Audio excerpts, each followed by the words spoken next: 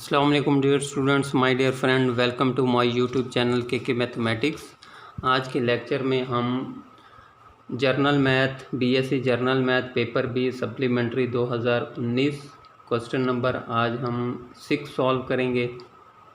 जी, question number 6 में कहता है find the traces and intercepts of the surface x square plus y square plus z square minus 2x is equal to 0। 8 number का question है, बहुत ही simple है जी। Given equation of surface is x square plus y square plus z square minus 2x is equal to 0।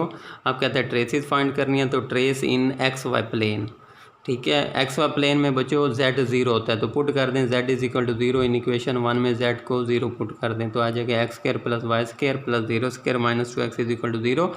तो ये बन जाएगा x square plus y square minus 2x is equal to 0। तो ट्रेस बेसिकली एक curve होती है, वो कहता है curve in x y plane में कर्व क्या होगी इक्वेशन, उसकी इक्वेशन ये होगी। अब कहता है ट्रेस इन वाई जेड प्लेन, तो वाई जेड प्लेन में बच्चों एक्स आपका 0 होता है, पुट कर दें x is equal to 0 in equation 1। तो जहाँ जहाँ एक्स है 0 पुट कर दें तो मेरे पास आ जाएगा y square plus z square is equal to 0। Trace in z x plane, तो जेड एक्स प्लेन में वाई 0 होता है, तो पुट कर दें y is equal to 0 in equation 1। जहाँ जहाँ वाई है 0 पुट कर दें तो मेरे पास इक्वेशन आ जाएगी x square plus z square minus 2x is equal to 0। अब इंटरसेप्ट फाइंड करने हैं, तो एक्स इंटरसेप्ट, ठीक है, तो एक्स इंटरसेप्ट पर वाई जेड क्या होता है 0 होता है, यानी ये जो सरफेस है आपकी गिवन वो एक्स एक्सिस को किस पॉइंट पर कट करती है, ठीक है। तो एक्स इंटरसेप्ट में हम पुट करते हैं वाई जेड को 0 के, इक्वेशन 1 में वाई जेड 0 पुट कर दें तो आपके पास आ जाएगी x square minus 2x is equal to 0। X common ले लें तो x into x minus 2 is equal to 0। तो बच्चों ये बन जाएगा आपका x इज इक्वल टू 0 और x इज इक्वल टू 2। अब y इंटरसेप्ट फाइंड करना है, तो पुट कर दें x is equal to z is equal to 0। Y axis पर जो है ना आपका x और z 0 होता है, तो पुट कर दें इन इक्वेशन 1 में। इक्वेशन 1 में आप जैसे ही हम पुट कर देंगे x और z को 0 तो आपके पास इक्वेशन आ जाएगी y square is equal to 0, यहाँ से y इज इक्वल टू 0 आ जाएगा। अब z इंटरसेप्ट में पुट कर दें z एक्सिस पर आपका x और y 0 होता है, तो पुट कर दें x is equal to y is equal to 0 in equation 1। तो जैसे हम पुट करेंगे आपके पास इक्वेशन आ जाएगी z square is equal to 0, तो वहाँ से z इज इक्वल टू 0। तो ये बच्चों आपका क्वेश्चन था 8 नंबर का, चैप्टर नंबर 8 से आया हुआ है ये question. Next B part, derive the equation of plane in standard form, यानी कि प्रूव करना है LX plus MY plus NZ is equal to P। ये थ्योरम है चैप्टर नंबर 7 में से, equation of plane, derive the equation of plane, बहुत ही इंपॉर्टेंट है, बहुत दफ़ा पेपर में आता है जी बच्चों। ये थ्योरम है find the equation of plane in normal form, इस तरह भी पूछ सकता है, या derive the equation of plane, या prove that LX plus MY plus NZ is equal to P। ठीक हो गया बच्चों। तो ये है बच्चों आपका एक्स एक्सिस, ये वाई एक्सिस, ये जेड एक्सिस, ये एक प्लेन है, ठीक हो गया। तो let P be the length and LMN be the direction cosine of perpendicular line OA। ये जो बच्चों आपके ये परपेंडिकुलर लाइन है ना, ये वाली OA, इसकी लेंथ है बच्चों आपकी P, और इसके जो डायरेक्शन कोसाइन है वो आपके क्या हैं LMN, ठीक है। कहाँ से कहाँ तक है, फ्रॉम द ओरिजिन से टू द प्लेन तक, ठीक हो गया। OA एक परपेंडिकुलर लाइन है जो ओरिजिन से प्लेन पर है, ठीक है। Then the coordinates of point A के जो कोऑर्डिनेट्स होंगे वो क्या होंगे बच्चों, वो आपका होगा यानी P इसकी लेंथ है तो PL comma PM comma PN, तो ये आपके कोऑर्डिनेट्स आ जाएंगे A के PL comma PM comma PN, ठीक हो गया। तो ये बच्चों then the coordinates of point AR ये आ गया। Let be x y z be any point on the plane, plane के ऊपर एक कोई भी एक पॉइंट हमने ले लिया B, उसके कोऑर्डिनेट्स हैं एक्स वाई जेड।